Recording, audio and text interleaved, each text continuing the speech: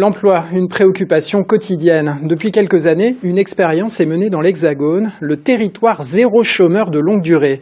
Associations et institutions s'allient pour accompagner les personnes privées de travail. Dans l'Oise, Villers-Saint-Paul tente l'aventure. Rachel Desmith, Jean-Louis Crossy. Une nouvelle étape de franchie pour Mamadou Samaké.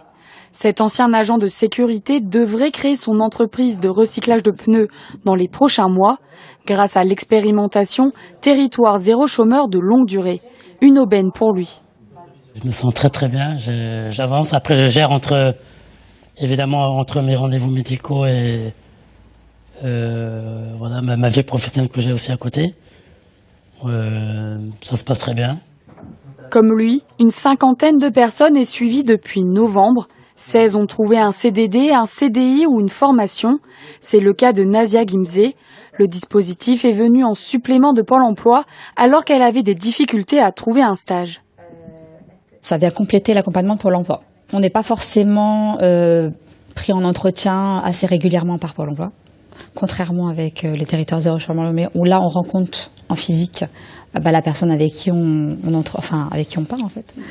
C'est important dans le sens où on a besoin d'avoir des réponses à nos questions et il est là pour répondre à nos questions.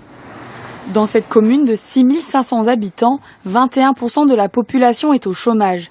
Chaque personne privée d'emploi depuis 1 an peut venir demander de l'aide lors de ces ateliers. David Pereira Pexoto a pu y trouver des réponses. Il est aujourd'hui opérateur en plasturgie. On se sent soutenu, il y a plusieurs entretiens, on voit quelqu'un, on est suivi, on est aidé. C'est agréable de se dire qu'il y a quelqu'un qui veille un peu sur nous et au final, moi ça m'a beaucoup aidé. On ne s'arrêtera pas à une petite solution trouvée en fait. On continuera d'accompagner la personne. Parfois un CDI a été trouvé, mais derrière il y a des papiers à faire ou il y a des choses qu'on ne comprend pas très bien. Et on va accompagner aussi dessus. Pour pérenniser cette expérimentation, la mairie souhaite créer une association. À terme, elle proposera des CDI avec des rémunérations au SMIC pour les bénéficiaires.